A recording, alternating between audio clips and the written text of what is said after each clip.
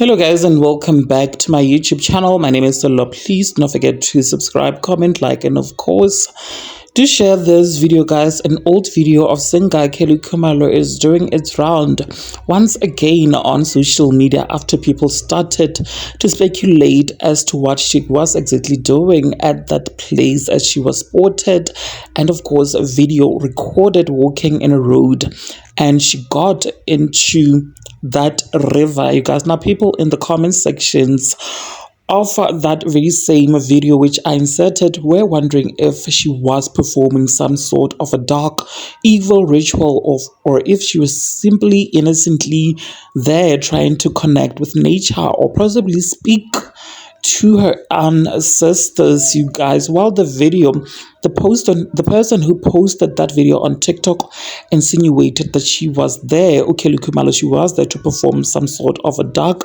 and evil ritual. Other people were quick to defend her by stating that a lot of people have forgotten their Black culture and tradition, and that there is absolutely nothing wrong with what Khumalo was doing, because according to them, Khumalo was simply connecting with her ancestors and probably asking for luck in the river, you guys.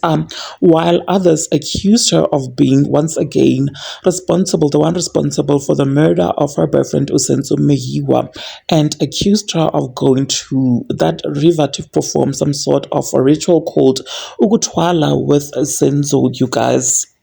They're accusing Khumalo and alleging that Khumalo actually went to that river to perform some dark voodoo, you guys.